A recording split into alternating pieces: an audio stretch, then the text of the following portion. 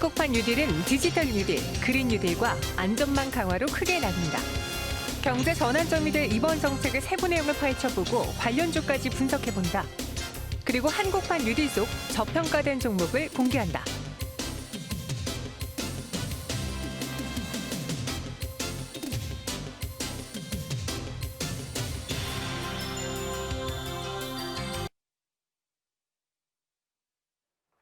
네, 앞서 한국판 뉴딜 어떤 이야기가 나왔는지 정책에 대해서 저희가 정리를 해봤고요. 이제는 궁금하신 종목으로 집중해 보도록 할게요. 이정민 팀장과 함께하겠습니다. 안녕하세요. 네, 안녕하세요. 네, 방송 준비하시랴 또 방금 이 보고대에 보시랴 좀 정신 없을 것 같은데 이 한국판 뉴딜 누가 진짜 수혜주일지 어떻게 보셨어요? 네, 일단 한국판 뉴딜과 관련되어서는 이미 지난달부터 정부에서 계속 이야기를 많이 했던 부분입니다. 네. 단지 이번에 이제 어떻게 보면은 세부적인 내용, 그다음에 예산 집행이 각각 어느 섹션에서 이제 어느 정도 집행이 되는지가 이제 좀 골자로 나왔다라는 게 포인트가 될 것 같습니다. 그래서 우리 시청자 여러분들께서는 이번에 정부에서 발표하고 있는 한국판 뉴딜과 관련되어서는 그 세부 내용들까지도 좀 면면히 좀 살펴볼 필요가 있다라고 좀 말씀을 드리겠습니다. 일단은 그 문재인 정부에서 지금 현재 한 2년 정도 아직 그 정권 기간이 남아 있죠. 그리고 2025년도까지는 어떻게 보면 정부에서 지금 정책 방향을 정해서 예산을 집행하는 부분입니다. 아시다시피 주식시장에서 이제 정책 예산과 관련되어서는 굉장히 종목들이 반응을 잘하는 특성을 가지고 있죠. 그렇기 때문에 이번 기회에 한번 한국판 뉴딜에 대해서 좀 세부적인 부분까지 한번 좀 살펴보도록 하겠습니다.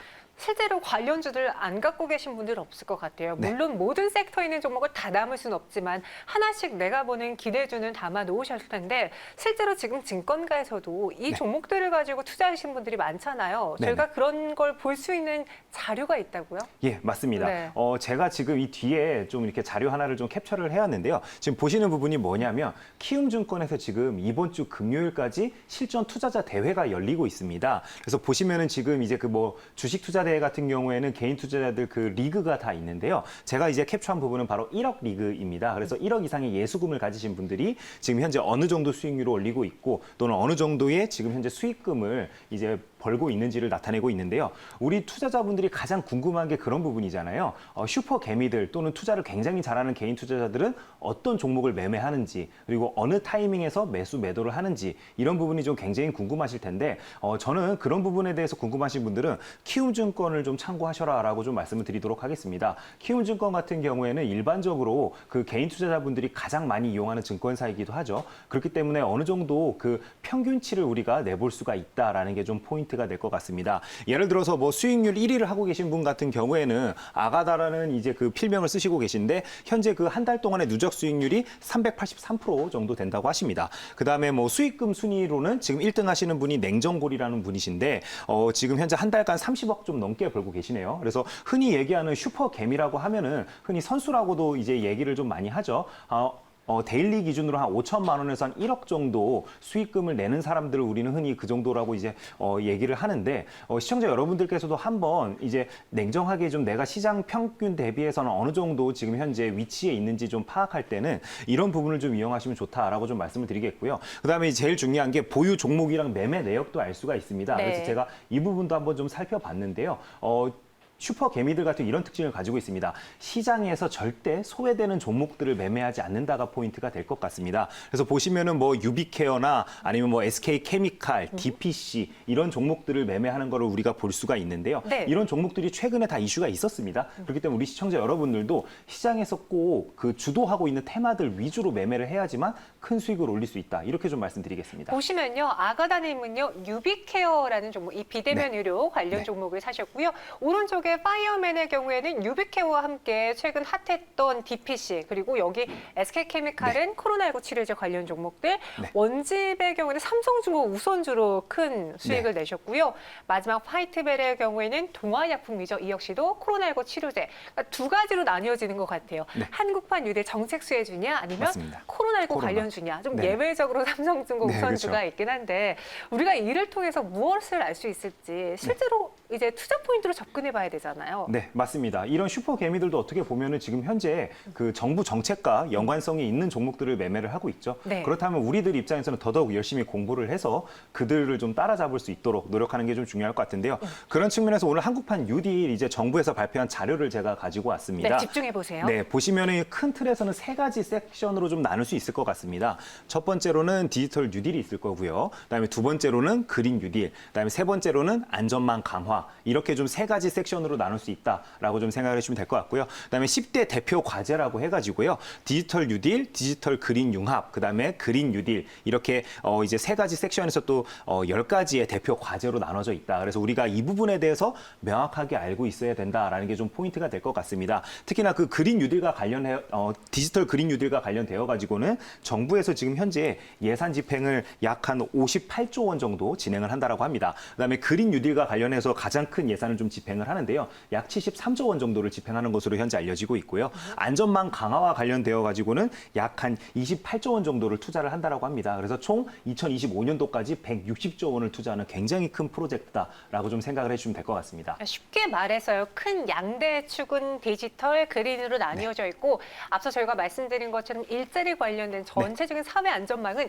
이 두 분야를 다 지탱하고 있는 상황이에요. 그럼 첫 번째로 저희 디지털 분야를 한번 집중적으로 파헤쳐 보겠습니다. 앞서 이건희 사장님은 디지털 뉴딜 관련해서 지금 5G를 집중적으로 보고 계시더라고요. 예, 맞습니다. 뭐 5G 같은 경우에도 지금 현재 최근에 굉장히 급격한 상승이 나왔습니다. 저도 뭐 시청자 여러분들께 에이스테크를 10,000원에 추천을 드렸었는데 잘하셨어요. 네. 예. 오늘 같은 경우에는 지금 2만 원대도 장중 한때 돌파하는 모습을 보여줬죠. 그 정도로 단기간 안에 굉장히 큰 상승이 좀 나왔다라고 좀 생각을 해주면 되는데요. 일단은 디지털 뉴딜과 관련되어서는 총 4가지 관련된 이제 세부 내역들을 우리가 좀 살펴볼 수 있었는데요. DNA 생태계 강화에서 방금 앵커께서 말씀하신 이제 5G, 그다음에 AI 인프라 확충과 관련된 이야기가 지금 현재 계속 나오고 있습니다. 이제 관련된 종목들로는 방금 제가 말씀드렸던 뭐 에이스테크나 오이솔루션, 그다음에 이제 솔리드와 같은 이제 5G와 관련된 기간만 산업 관련된 종목들이다라고 좀 생각을 해주시면 될 것 같고요. 그다음에 이제 두 번째로는 교육 인프라를 디지털화 시키겠다라는 게 주요 내용인데요. 쉽게 얘기하면 초중 고등학교에 디지털 교육 인프라를 조기에 좀 빨리빨리 깔 수 있도록 하겠다라는 이제 정부의 발표가 있었습니다. 관련되어서는 뭐 클라우드나 아니면은 뭐 그런 것 관련된 이제 그 인프라와 관련된 업종들 또는 종목들이 많이 올라와야 될 텐데 실제로 주식시장에서 반응하는 종목들은 별도로 있습니다. 온라인 교육을 이제 하고 있는 업체들인데요. 뭐 예를 들어서 아이스크림 에듀나 YBM넷 또는 메가 MD와 같은 종목들이 항상 이런 카테고리의 이제 뉴스들이 나온다라고 하면은 가장 뜨겁게 상승을 하고 있다라고 좀 생각을 해주시면 될 것 같습니다. 그래서 이런 측면에서 우리 시청자 여러분들이 현실 세계에서 업체들이 하고 있는 이제 그 일과 그다음에 주식시장이 반응하는 실제로 업체들은 좀 다를 수 있다라는 부분을 꼭 인지하고 계셔야 된다라고 좀 말씀을 드리겠고요.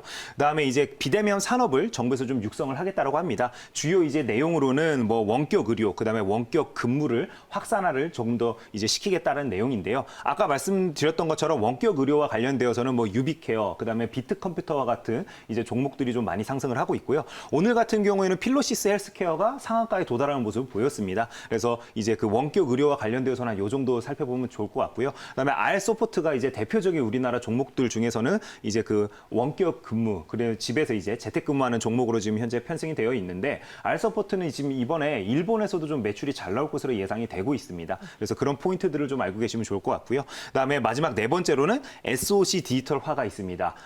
핵심 인프라를 이제 그 디지털로 좀 관리를 하겠다라는 게 정부의 주요 내용인데요. 그다음에 이제 물류센터 같은 경우에도 스마트 시스템을 조기에 도입할 수 있도록 지원을 하겠다라가 골자입니다. 하지만 이런 발표가 나오면 희한하게 주식시장에서는 SOC라는 단어 때문에 그런지 몰라도 기존 업체들이 그냥 많이 상승하는 모습 보입니다. 그래서 보시면은 현대건설 같은 경우는 대표적인 우리나라 건설 회사죠. 그래서 현대건설이나 아니면 GS건설 같은 종목들이 좀 많이 상승하는 편이고요. 그다음에 SG 같은 경우는 아스콘을 만들죠. 그래서 아스콘과 관련되어 있는데 SG도 뜨거운 상승을 좀 보여주고 있었습니다. 그다음에 고려시멘트, 아무래도 그 SOC와 관련이 당연히 있을 수밖에 없죠. 그래서 이런 해당 종목들이 가장 크게 좀 주식시장에선 반응을 하고 있다. 이렇게 좀 말씀드리겠습니다. 저희가 시간은 또 한정되어 있는데 이야기할 건 많아가지고 우리 이정민 팀장님 너무 바쁘신 것 같은데 천천히 하셔도 되고요. 네네. 그럼 이 다음 장으로 넘어가기 전에 그냥 개인적으로 순위도를 한번 주세요. 1, 2, 3, 4 순위도를 주시면 뭘로 갈 수 있을까요?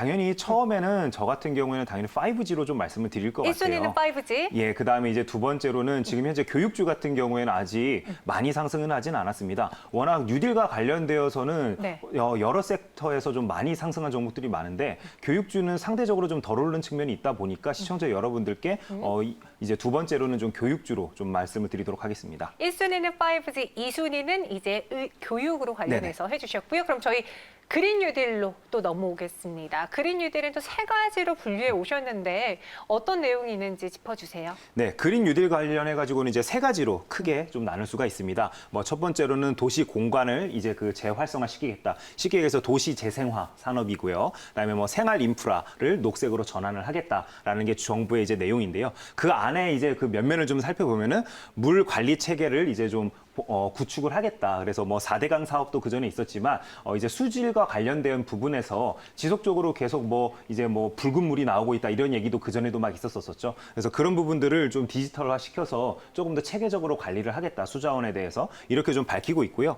공공시설 이제 제로 에너지화를 시키겠다라는 부분인 건데 공공시설과 관련되어 가지고 이제 사용되는 에너지를 이제 좀 줄여보겠다라는 측면이니까 당연히 태양광과 그다음에 풍력과 관련된 이야기가 나올 수밖에 없겠죠. 근데 이런 뉴스가 나올 때마다 주식시장에서 반응하는 종목은 그냥 유보텍 하나 정도 있다라고 보시면 될 것 같습니다. 네. 뭐 다른 종목들도 움직이긴 하지만 워낙 일 거래량 자체가 적습니다. 그렇기 때문에 대표적인 종목으로는 그냥 유보텍 하나 정도만 보시자라고 좀 말씀을 드리겠고요. 그다음에 두 번째로는 저탄소, 그다음에 분산형 에너지 확산을 이제 정부에서 지금 뽑고 있는데 세부 내용들을 좀 살펴본다라면은 전기차와 수소차, 그다음에 그린 모빌리티 보급에 좀 앞장을 서겠다라고 합니다. 그래서 해당 관련된 분야에서 정부에서 예산을 좀 굉장히 많이 책정을 해놓은 상황인데요. 당연히 전기차와 수소차면은 현대차가 당연히 떠오를 수밖에 없겠죠. 그래서 현대차 협력 업체들 위주로 보시는 게 가장 좋다라고 좀 말씀을 드리겠고요. 지금 현재 시장에서 가장 많이 반응하고 있는 종목으로는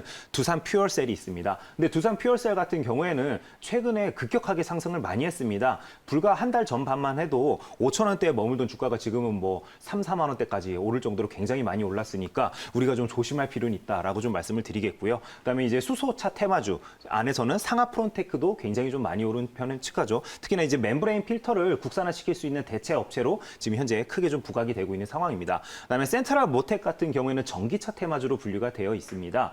이제 그 쉽게 얘기해서 우리나라에서는 중국에서 이제 모사에다 납품하고 있는 부분이 있다 보니까 센트럴 모텍은 전기차와 관련되어서는 가장 우리나라에서는 좀 뜨겁게 움직이고 있는 종목 중에 하나다라고 좀 말씀을 드리겠습니다. 그다음에 마지막으로는 녹색 산업 혁신 생태계 구축인데요. 그 저탄소, 그다음에 녹색 산단 조성에 앞장을 서겠다라는 측면인 건데 대표적으로는 이제 스마트팜, 그다음에 뭐 풍력과 관련된 업체들이 거론이 되고 있습니다. 그래서 관련된 업체로는 그린 플러스, 그다음에 네. CS 베어링 정도만 보시면 우리 시청자 여러분들께서는 한국판 뉴딜에 대해서는 굉장히 빠삭하게 알고 있다라고 생각해 주시면 될 것 같습니다. 그럼 여기서 1순위는 당연히 이쪽인가요? 예, 맞습니다. 전기차와 수소차는 어떻게 보면 빅 모멘텀을 가지고 우리가 좀 봐야 될 종목이라고 좀 생각이 됩니다. 그렇기 때문에 시청자 여러분들께서는 해당 섹터 중에서 가장 좀 눈여겨볼 측면은 전기차와 수소차가 될 것 같습니다. 그래서 해당 분야를 좀 가장 눈여겨보자라고 좀 말씀을 드리겠습니다. 네, 한국판 뉴딜 어렵지 않습니다. 크게 두 축으로 나뉘어지죠.